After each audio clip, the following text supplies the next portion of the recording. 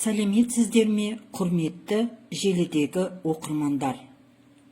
Ұлттық мәдениетіміздің қолданбалы дәстүрлі өнері халқымыздың тарихы мен дүниетанымы мен үндесе дамып келеді. Тамырын тереңнен алатын қолданбалы өнердің көрікті де көрнекті саласы ұлттық зергерлік өнері атадан балаға, ұстаздан шәкіртке ауысып отыратын өнер. Өнердің бұл түрінің түп төркіні мыңдаған жыл әріде жатыр. Оның бастаулары мыңдаған жылдарға, яғни тереңге кетеді. Археология мен топономиканың деректеріне қарағанда, Қазақстан территориясында мыс, қалайы, алтын, тағы басқа да асыл және түсті металдарды өндіріп, одан зергерлік бұйымдардың жасалғандығы, олардың жоғары дәрежеде өте шебер шыққаны қазба жұмыстарынан белгілі болды.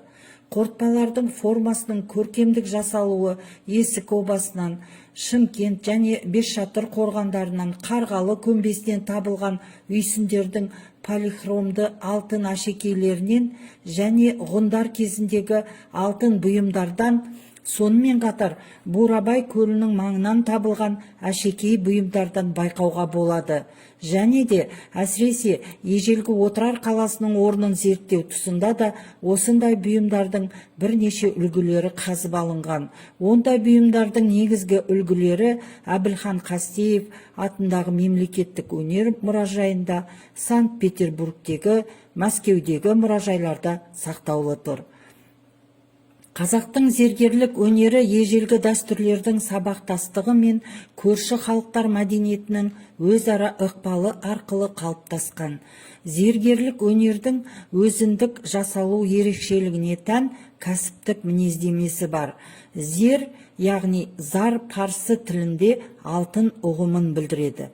Қазақ зергерлері көбіне жеке дара жұмыс істеп, өз өнерінің қыр-сырын ұрпақтан ұрпаққа үйретіп отырған. Зергерлердің басты жұмысы қоғамның барлық әлеуметтік топтарының сұранысына ие болған әйелдердің әшекей бұйымдарын жасау. Ол тек эстетикалық сұраныстан ғана емес, сондай-ақ діни идеологиялық, әдет-ғұрыптық, салт дәстүрлік қажеттіліктен де туындап жатты. Негізгі материал ретінде тіл көзден, пәле жаладан сақтайтын тылсым күші, қасиеті бар деп танылған алтын, көбінесе күміс пайдаланылды. Шынында да қазақ халқының зергерлік мұрасы өте бай. Байырғы замандарда қазақ ауылдарында ұстаханалар мен шеберханалар болған. Халық шеберлері темірден, қорғасыннан, алтын мен күмістен және жезден әр алуан қару-жарақ, ер-тұрман, әшекей бұйымдар, киіз үй жабдықтарын, ыдыстар жасаған.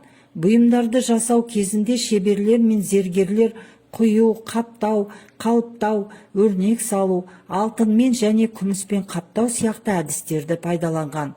Қару-жарақ пен құрал жабдықтарды жасаушыларды ұсталар, ал әшекей бұйымдарды жасаушыларды зергерлер деп атаған. Ұсталар садақ, найза, семсер, қанжар, селебе, сапты, айбалта тәрізді қару-жарақтарды, жүйрік аттарға қажетті ер-тұрмандарды жасайтын еді. Мәселен, Абылай ханның алтыннан соғылған қару-жарағы болған. Ал зергерлер алтыннан, күмістен, асыл тастардан және жартылай асыл тастардан неше алуан әшекей бұйымдар жасайтын. Әшекей бұйымдар үшін інжу, лағыл, маржан, жақұт деп аталатын асыл тастарды пайдаланылатын. Ал әшекей бұйымдардың аттары алқа, жүзік, білезік, сырға, шолпы, өңіржиек, бойтұмар, шашпау, қапсырма, ілгек, түйреуіш, тағы басқалар. Қандай халықтың қолөнері болса да, оның тарихы мен қоғамдық құрылысы, әдет-ғұрпы, жөн жоралғысы, салт санасы мен астасып қатар өркендейді. Қолөнер адам баласының көркемдікке, нәзіктікке, сұлулыққа деген ұмтылысын, сол бағытта табиғатты өзінше таңбалап бедерлеуін, сұлулықты іздеуге деген құштарлығын танытады. Сан қилы кезеңдерден өтсе де, көркемдік бейнелердің өзіндік ерекшеліктерін бұлжытпай сақтай отырып, ұрпақтан ұрпаққа мирас ретінде жалғасын тауып келе жатқан қолөнеріміздің ішіндегі киелі әрі күрделілерінің бірі зергерлік өнер. Зергер сәндік бұйымдарды зерлеп, айшықтап жасаушы шебер ұста. Зергерлік әшекейлі бұйым жасау өнері. Зергерлік өнерінің ұлттық мәдениетімізде тарихи орны ерекше болумен қатар, бір жағынан халқымыздың материалдық мәдениетінің дәрежесін көрсетсе, екінші жағынан рухани жан дүниесін, философиялық, эстетикалық көз қарастарын білдіреді.